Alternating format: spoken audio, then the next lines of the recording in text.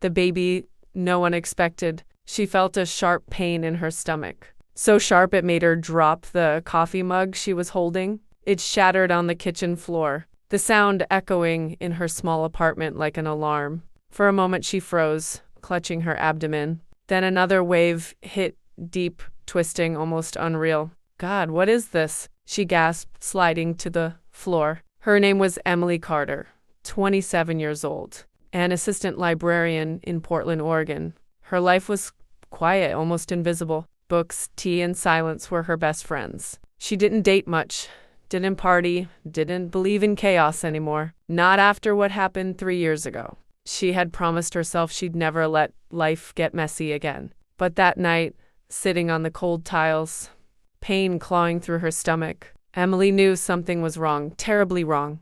By morning, she was in the hospital. The fluorescent lights hummed above her, and the antiseptic smell made her dizzy. A young nurse took her vitals, asked the usual questions.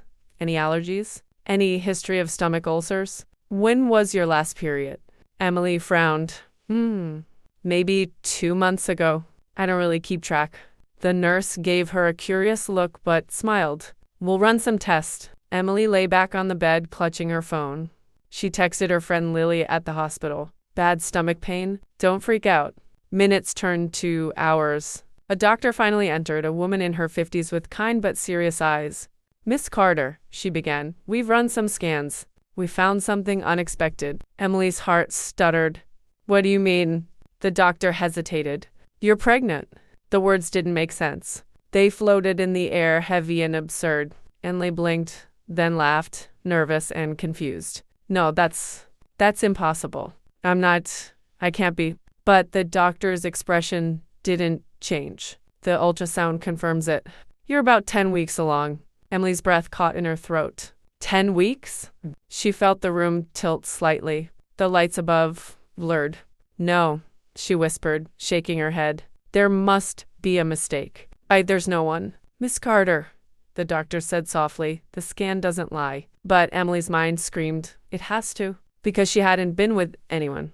Not for over a year. The next few days were a blur of confusion and disbelief. The hospital discharged her with prenatal vitamins and a soft recommendation to see an OBGYN. But Emily didn't. She didn't tell anyone. Not even Lily. She spent nights sitting by her window, hand over her stomach, whispering, How can you exist? At first she thought of the impossible, maybe a lab error, maybe some kind of tumor mistaken for pregnancy. She searched online, but every path led back to the same truth. The tests were never wrong. Then the dreams started. They came in flashes, dark hallways, a crying baby, a figure standing over her bed whispering her name. Sometimes she woke up with a faint scent of roses, even though she never kept flowers in the apartment. One night, she dreamed she was back in her old home, the one she left after the accident. The same narrow hallway, the same flickering light. She was holding a baby in her arms, wrapped in a pale blue blanket. She couldn't see its face, but she felt warmth and grief. When she woke up, her pillow was wet with tears. She started noticing things. Her phone would light up with unknown calls that ended as soon as she answered. The hallway light in her apartment flickered at 3 a.m. sharp, and sometimes she swore she heard a baby crying faintly through the walls. But she lived alone. Emily tried to convince herself she was losing her mind. But when she went for a second scan just to prove the hospital wrong, the image on the screen made her heart stop. There was the tiny shape, the flutter of life, a baby. She stared at the screen, numb, while the technician smiled and said, strong heartbeat, 10 weeks along. But whose child? By the 12th week, the nightmares grew worse. In one, she stood in a hospital room identical to the one she'd been in. A nurse handed her a baby and whispered, he's yours. You promised to keep him safe. Then the lights went out. She heard a car crash outside, metal twisting, glass shattering. Someone screamed her name. Emily woke up sweating, her heart racing. She stumbled to the bathroom and splashed cold water on her face. That's when she saw it. A small handprint on the mirror. Not hers, too small. She froze.